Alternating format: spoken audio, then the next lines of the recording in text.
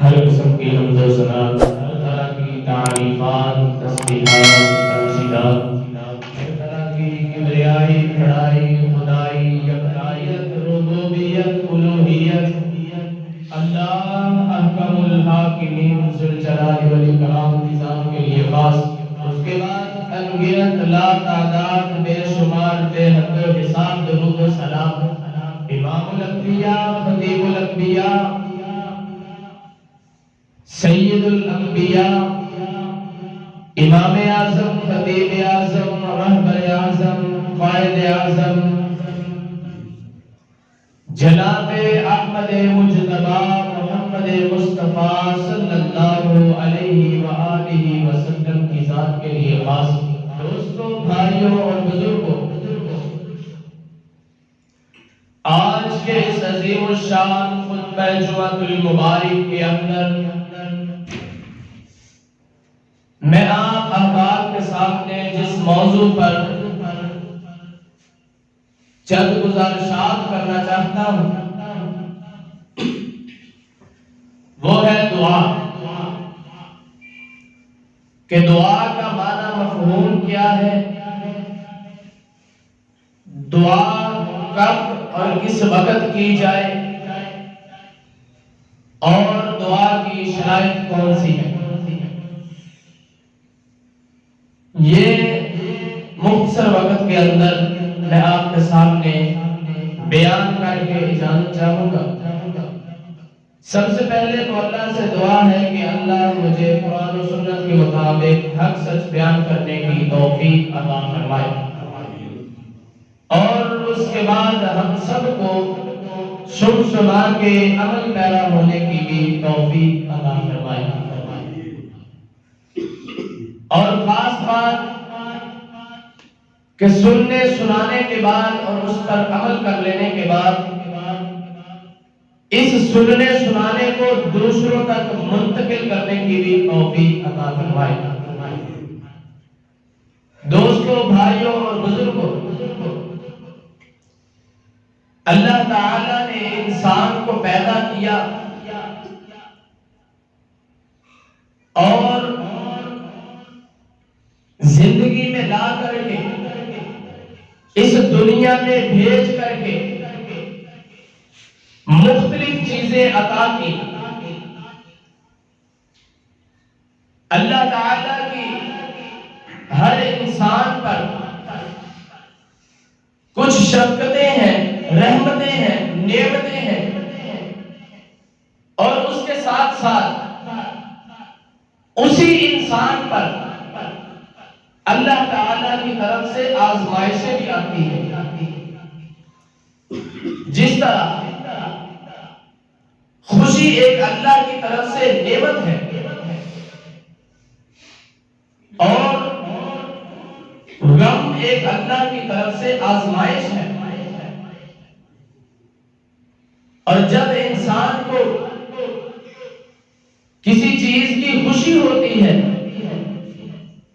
تو اس کو چاہیے کہ وہ اللہ کو یاد کرے، اللہ کا شکریہ ادا کرے۔ کیوں؟ کیونکہ وہ رحمت، وہ خوشی، وہ نعمت وہ اللہ کی طرف سے ہے۔ اور اسی طرح جب کسی کو اللہ تعالی آزمائش میں مبتلا کر دے، اللہ تعالی یہ دیکھنا چاہے کہ یہ بندہ کیا کرتا ہے، کس کے پاس جاتا ہے، کس سے مانگتا ہے، تو پھر بھی ہمیں چاہیے کہ ہم اسی اللہ کی طرف رجوع کریں، اور اس اللہ کی طرف رجوع کرنے کو دعا کہتے ہیں۔ دعا کا معنی کیا ہے، مفہوم کیا ہے؟ اس کا معنی اور مفہوم ہے ہی یہی کہ پکارنا، بلانا۔ یعنی مطلب کیا ہے کہ کسی کو کوئی حاجت ہے، کوئی ضرورت ہے، وہ اپنی حاجت اور ضرورت پوری کروانے کے لیے، مشکل حل کروانے کے لیے اللہ کی طرف رجوع کرے، اللہ کو بلائے، اللہ کو پکارے، اسی کا نام دعا ہے۔ اور اس دعا کے بارے میں اللہ کا قرآن کیا کہتا ہے؟ فرمایا ادعونی استجب لکم، کہ جب تم مجھے پکارتے ہو میں تمہاری پکار کو سنتا ہوں، تم مجھے پکارو میں تمہاری پکار کو سنوں گا۔ اور دوسرے مقام پر فرمایا اجیب دعوت الداعی اذا دعان، کہ جب پکارنے والا پکارتا ہے تو میں اس کا جواب دیتا ہوں۔ مطلب کیا ہے؟ کوئی مشکل اپنی حل کروانے کے لیے اللہ کو پکارے، کوئی اللہ کے سامنے اپنی حاجت کو رکھے تو اللہ کہتا ہے کہ میں اس کی حاجت کو پورا کرتا ہوں، اس کی مشکل کو حل کر دیتا ہوں۔ اور تیسرے مقام پر فرمایا کہ اللہ تعالیٰ کو پکارو تضرعا، گڑ گڑا کر، رو رو کر، وخفیہ اور خفیہ طور پر، پوشیدہ طور پر، لوگوں سے الگ تھلگ ہو کر، اکیلے میں اللہ کو پکارو خلوت کے اندر۔ اسی طرح نبی علیہ السلام نے فرمایا کہ الدعاء هو العبادہ، کہ یہ جو دعا ہے یہ عبادت ہے۔ اس دعا کے کرنے سے ہمیں دو فائدے ملتے ہیں۔ پہلا فائدہ کہ اگر ہم پر کوئی مشکل آن پڑی ہے تو ہم نے اللہ کو پکارا، ہماری مشکل حل ہو گئی، پہلا فائدہ۔ اور دوسرا فائدہ جو فری میں ہم کو مل رہا ہے وہ یہ ہے کہ دعا عبادت ہے۔ جب ہم دعا کرتے ہیں تو ہمیں اس کا ثواب بھی ملتا ہے۔ گویا کہ اس کے دو بہت بڑے بڑے فائدے ہیں۔ اور اسی طرح ان سب آیات اور احادیث سے یہ واضح ہوتا ہے کہ دعا صرف اور صرف اللہ ہی سے مانگی جائے۔ اگر انسان کو کوئی حاجت ہے، کوئی ضرورت ہے، کوئی مشکل ہے تو اس کو چاہیے کہ وہ صرف اور صرف اللہ کی طرف رجوع کرے، اس اللہ کی طرف رجوع کرے کہ جس کے کرم و سخاوت کے دروازے ہر وقت انسان کے لیے کھلے رہتے ہیں۔ اس ہستی کو نہ پکارے، اس کسی ذات کو نہ پکارے جو نہ تو وہ اس کی بات کو، سائل کی بات کو سن سکے اور نہ ہی جواب دے سکے، نہ ہی سائل کی بات کو سنے، اس کی تکلیف کو محسوس کرے، اس کی مشکل کو سنے، اور نہ ہی اس کا کوئی حل ہو اس کے پاس۔ ایسی ذات کو نہ پکارا جائے۔ مثلا کوئی انسان مر چکا ہے، اس نے اپنے ڈیرے قبروں کے اندر جما لیے ہیں، اس کے بعد بھی آنے والا انسان آتا ہے، اس کی قبر پر آتا ہے اور اسی سے منتیں سماجتیں کرتے ہوئے کوئی اولاد مانگ رہا ہے، کوئی مشکل کا حل ڈھونڈ رہا ہے، کوئی حاجت روا اس کو مانگ رہا ہے، کسی نے اس کو مشکل کشا سمجھ لیا ہے۔ وہ مردہ جو قبر کے اندر ہے وہ نہ تو آپ کی سن سکتا ہے اور نہ ہی آپ کو جواب دے سکتا ہے، نہ ہی کوئی حل دے سکتا ہے۔ اور اس کے ساتھ ساتھ ایسی ہستی کو بھی نہ پکارا جائے جو سن تو لے مگر جواب نہ دے سکے۔ مثلا زندہ انسان، ایک زندہ انسان ہے، اللہ کا ولی ہے، ولی کامل ہے، آنے والا انسان آتا ہے، اس کے ہاتھ پاؤں چومتا ہے، اس کو سجدہ کرتا ہے اور اس کے سامنے اپنی حاجت رکھ دیتا ہے، اسے مشکل کشا سمجھ لیتا ہے۔ یہ انسان منت کو، سماجت کو، مشکل کو سمجھ تو رہا ہے، سن تو رہا ہے، لیکن اس کا حل نہیں ہے اس کے پاس۔ کیوں حل کیوں نہیں ہے؟ کیونکہ اللہ کا قرآن کہتا ہے یا ایھا الناس انتم الفقراء الی اللہ، کہ اے لوگوں، ایمان والوں کو مخاطب نہیں کیا، کافروں کو مخاطب نہیں کیا، منافقوں کو مخاطب نہیں کیا، عورتوں یا مردوں کو، کسی خاص چیز کو، خاص جنس کو مخاطب نہیں کیا، بلکہ فرمایا یا ایھا الناس، اے لوگوں، تمام کے تمام لوگوں، انتم الفقراء، تم سب کے سب فقیر ہو اللہ، اللہ کی طرف۔ جو سن رہا ہے، جو نہیں سن رہا، وہ تو سب اللہ کی طرف فقیر ہے، وہ کیسے مشکل حل کر سکتے ہیں؟ اور اسی طرح ان سب سے مانگنا، ایک تو یہ دعا کے منافی ہے کہ آپ کی دعا قبول نہیں ہوگی، اور دوسری چیز یہ شرک کے ذمن میں آ جاتا ہے۔ اللہ سے دعا کریں کہ اللہ ہمیں اس سے محفوظ رکھے۔ اب آتے ہیں ان کے مسائل کی طرف۔ سب سے پہلے دعا کی کچھ شرائط ہیں۔ جب دعا ان شرائط سے مزین ہوگی تو اللہ تعالیٰ اس کی دعا کو شرف قبولیت سے نواز دے گا۔ مثلا پہلی شرط یہ ہے کہ انسان کا کامل ایمان ہونے کے ساتھ ساتھ اخلاص ہونا بھی لازمی ہے۔ یعنی ایمان اللہ پر ہے، بھروسہ، یقین اور توکل تو اللہ پر ہے، لیکن اس کے ساتھ ساتھ اخلاص ہونا، خلوص نیت ہونا، نیت کے اندر خلل نہ ہو، یہ بھی ہونا لازمی ہے۔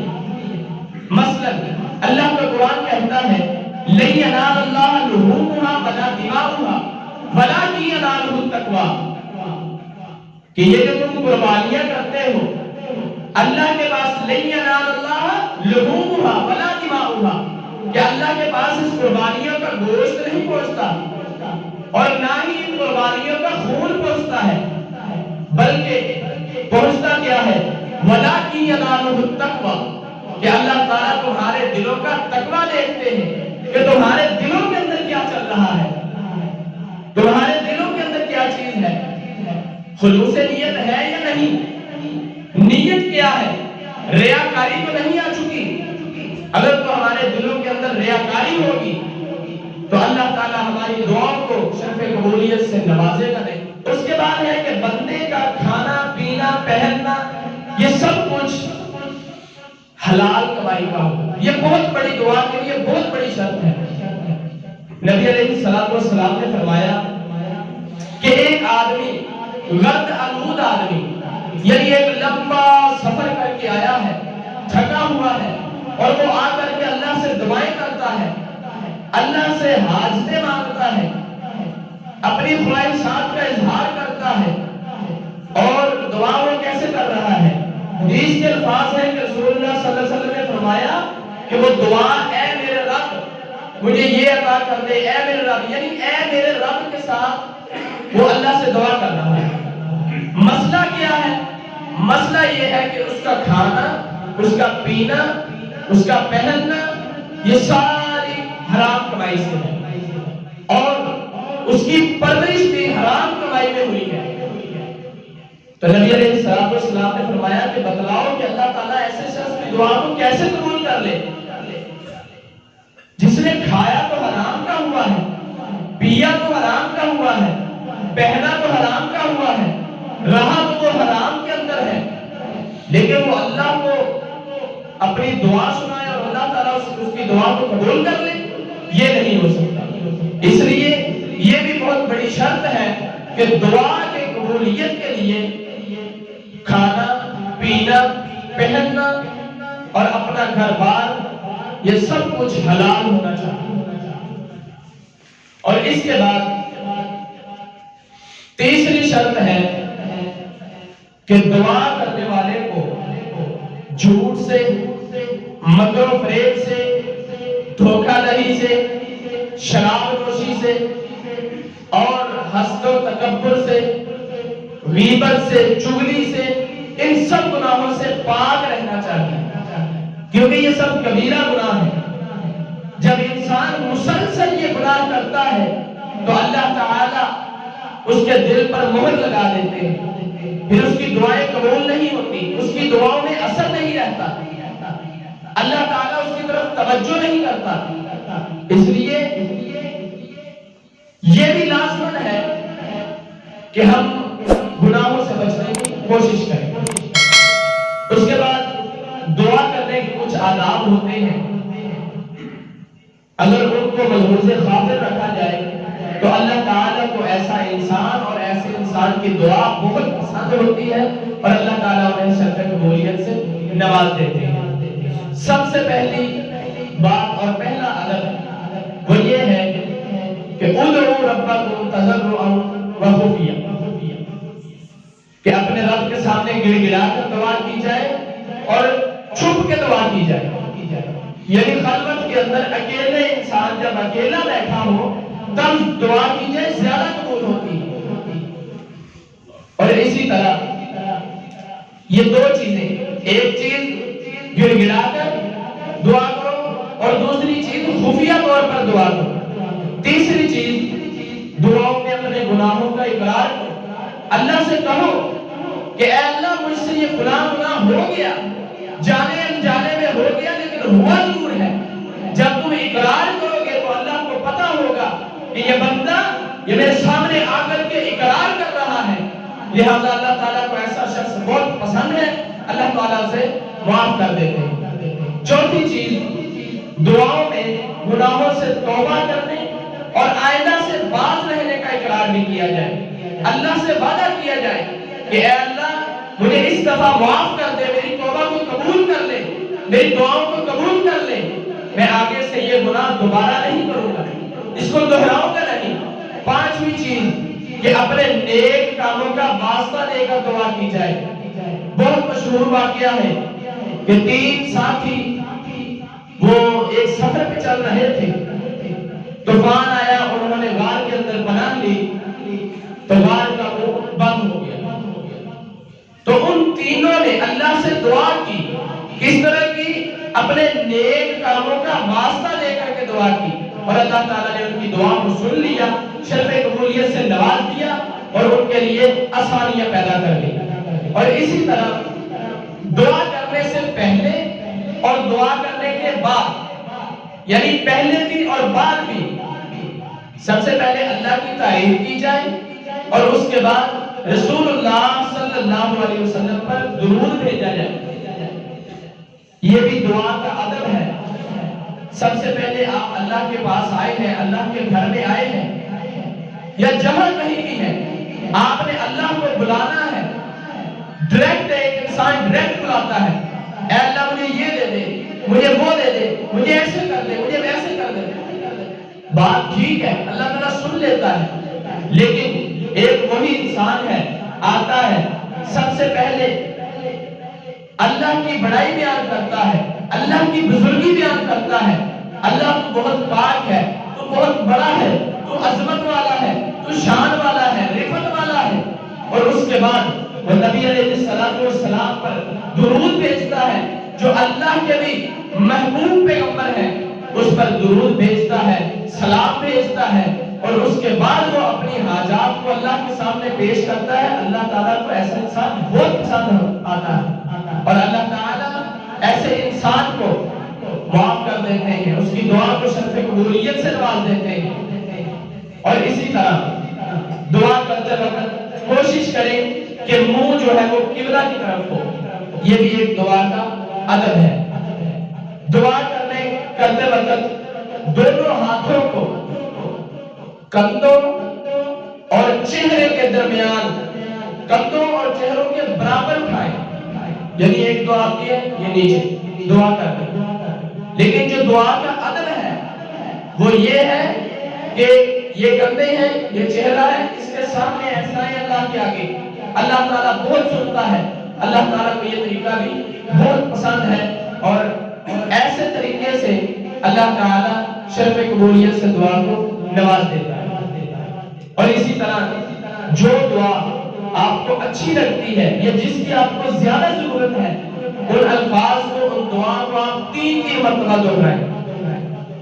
نبی علیہ السلام کا بھی یہی عمل تھا کہ جو دعا آپ کو زیادہ اچھی لگتی تھی، جس دعا سے، جن الفاظ سے آپ کو محبت تھی، ان کو 3 مرتبہ آپ صلی اللہ علیہ وسلم دہراتے، دعا کرتے۔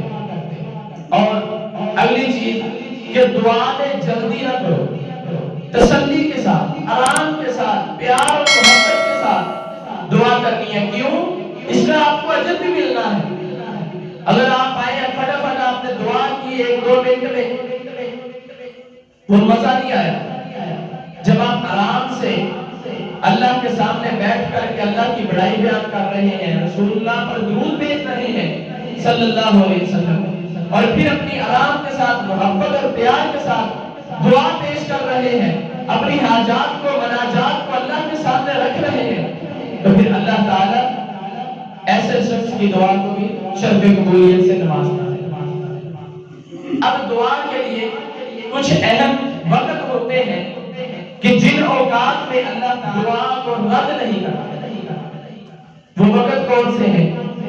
پہلا وقت ہر رات کا آخری حصہ، یعنی جسے ہم عام الفاظ میں تہجد کا وقت کہتے ہیں، اس وقت اللہ تعالیٰ کسی بھی انسان کی ہوئی دعا کو رد نہیں کرتے، بلکہ رسول اللہ صلی اللہ علیہ وسلم نے یہاں تک فرمایا کہ پچھلے رات کے پچھلے پہر اللہ تعالیٰ خود آسمان دنیا پر آ جاتے ہیں اور وہ خود آوازیں لگاتے ہیں کہ ہے کوئی دنیا میں مجھ سے مانگنے والا، میں اسے عطا کر دوں، ہے کوئی شفا حاصل کرنے والا، میں اسے شفا دے دوں، ہے کوئی اپنی ضرورتیں پوری کروانے والا، میں اس کی ضرورت پوری کرنے کے لیے آ چکا ہوں، مجھ سے مانگو میں اسے عطا کروں گا۔ لیکن یہ ہماری بدبختی اور ہماری بدقسمتی ہے کہ ہم اس وقت سوئے ہوتے ہیں اور اللہ تعالیٰ ہمیں آوازیں دے رہے ہوتے ہیں۔ اس لیے رات کے پچھلے پہر اللہ سے ضرور مانگنا چاہیے۔ پہلی تو ہماری کوشش یہ ہونی چاہیے کہ ہم اللہ کے سامنے سجدہ ریز ہوں، یعنی تہجد ادا کریں اور اس کے بعد دعا کریں۔ اگر آپ اتنا مشکل کام، اتنا ہیوی کام نہیں کر سکتے تو کم از کم آپ رات کو اٹھ گئے ہیں، اپنے بستر میں لیٹے لیٹے اللہ سے دعا کر سکتے ہیں۔ اللہ انشاءاللہ پھر بھی آسانیاں پیدا کر دے گا، پھر بھی اللہ تعالیٰ آپ کی دعا کو قبول کرے گا۔ اور اسی طرح دوسرا وقت جمعہ کے دن عصر کی نماز کے بعد مغرب تک کا جو وقت ہے، اس میں بھی کی ہوئی دعا کو اللہ تعالیٰ شرف قبولیت سے نوازتے ہیں۔ اور اسی طرح شب قدر یعنی لیلۃ القدر رمضان المبارک کی آخری 5 تاک راتوں کے اندر، یعنی 21ویں، 23ویں، 25ویں، 27ویں اور 29ویں کے اندر کی ہوئی دعا کو، کی ہوئی عبادت کو اللہ تعالیٰ شرف قبولیت سے نوازتے ہیں۔ چوتھا وقت ہے اذان اور اقامت کے درمیان جو وقت ہوتا ہے، اس وقت کے اندر جو بھی انسان جو کوئی بھی دعا کرے اللہ تعالیٰ شرف قبولیت سے نوازتے ہیں۔ پانچواں وقت کہ سجدے کی حالت میں اللہ تعالیٰ اپنے بندے کی بہت سنتے ہیں، دعا کو قبول کرتے ہیں۔ اور اسی طرح رمضان کے اندر جب انسان نے روزہ رکھا ہوا ہو تو وہ انسان جب دعا کرے، اور خاص طور پہ وہ افطار کے وقت دعا کرتا ہے تو اللہ تعالیٰ اس کی دعا کو قبول کرتے ہیں۔ ساتواں وقت کہ بارش میں کھڑے ہو کر دعا کی جائے تو اللہ تعالیٰ اس کی دعا کو بھی شرف قبولیت سے نوازتے ہیں۔ آٹھواں اور آخری وقت یہ ہے کہ جب مرغ آواز دیتا ہے، اذان دیتا ہے، جسے ہم اذان کہتے ہیں کہ مرغ اذان دے رہا ہے، جب مرغ بولے تب اللہ سے دعا کی جائے۔ یہ نبی علیہ السلام کی حدیث بھی ہے کہ جب آپ مرغ کی آواز سنو تو اللہم انی اسألک من فضلک، یعنی اللہ سے فضل طلب کرو، فضل کا سوال کرو، یہ دعا ہے۔ تو جو بندہ ہے اس وقت میں دعا کرتا ہے اللہ تعالیٰ اس کی دعا کو شرف قبولیت سے نوازتے ہیں۔ اور اس کے بعد دعا کے کچھ مقامات ایسے ہیں کہ اگر اس مقام پہ کھڑے ہو کر، اس مقام پہ بیٹھ کر اللہ کو یاد کیا جائے تو اللہ اس کی کبھی موڑتے نہیں۔ سب سے پہلا مقام بیت اللہ کا اندرونی حصہ۔ اگر کوئی خوش نصیب ایسا ہو، اسے یہ سعادت حاصل ہو جائے کہ وہ بیت اللہ کے اندر داخل ہو جائے تو وہ وہاں پہ جا کر کے جو بھی اللہ سے دعا کرے گا اللہ تعالیٰ اس کی دعا کو شرف قبولیت سے نوازیں گے۔ کوئی شک کی بات نہیں ہے کہ اس میں شاید دعا قبول ہوئی ہے یا نہیں، کوئی چانس نہیں ہے شاید۔ اور دوسری چیز صفا مروہ پہاڑی کے اوپر، تیسری چیز صفا مروہ پہاڑی کے درمیان جہاں انسان سعی کرتا ہے، دوڑتا ہے، ان دو جگہوں پر بھی کی ہوئی دعا کو اللہ تعالیٰ قبول و منظور فرماتے ہیں۔ اور اسی طرح مقام ابراہیم کے پیچھے مزدلفہ میں اور جمرات کے پاس جو حاجی حج کرتے ہیں وہ ان چیزوں کو بہتر جانتے ہیں کہ ان کے وہ رکن ہوتے ہیں جمرات پر، یعنی شیطانوں کو ان کینکریاں مارنی ہوتی ہیں، ان کینکریاں مارنے کے بعد کا جو وقت ہوتا ہے اس وقت اللہ سے دعا کی جائے تو اللہ تعالیٰ شرف قبولیت سے نوازتے ہیں۔ اور آخری چیز کہ کچھ ایسے خوش نصیب بھی ہیں دنیا میں، بس اس کی شرائط پوری ہو اللہ تعالیٰ اس کی دعا کو قبول کر لیتا ہے۔ وہ ایسے خوش نصیب کون سے ہیں؟ ان میں سب سے پہلے تو مطلقاً اللہ کے تمام نیک بندے ہیں، جو اللہ کے بندے ہیں اللہ تعالیٰ ان کی دعا کو شرف قبولیت سے نوازتے ہیں۔ اس کے بعد مقید ہے دوسرے نمبر پر مظلوم، کہ جو مظلوم شخص ہوتا ہے اللہ تعالیٰ اس کی دعا کو شرف قبولیت سے نوازتے ہیں۔ اسی طرح مسافر کی دعا کو جب وہ سفر یعنی دوران سفر میں ہو، سفر کر رہا ہو، اسی طرح باپ کی دعا کو جو وہ اولاد کے حق میں دعا کرے، اور نیک اولاد کی دعا جو والدین کے حق میں دعا کی گئی ہو، اور اسی طرح روزہ دار کی دعا جو روزے کی حالت میں ہو وہ اللہ سے دعا کرے، اللہ تعالیٰ اس کی دعا کو بھی کبھی نہیں موڑتے۔ اور آخری اللہ تعالیٰ ایک مسلمان کی ہوئی دعا کو دوسرے مسلمان کے حق میں اس وقت قبول کرتے ہیں جب وہ مسلمان اس کے پاس موجود نہ ہو، یعنی ایک مسلمان ہے وہ اپنے بھائی کے لیے دعا کر رہا ہے اکیلے خلوت میں، دعا ہے کہ اللہ ہمیں بھی انہی لوگوں میں سے کر دے اور ہمیں ایسے دعا کرنے کی توفیق عطا فرمائے جس طرح کے طریقے اللہ کو اور اللہ کے نبی کو پسند ہے۔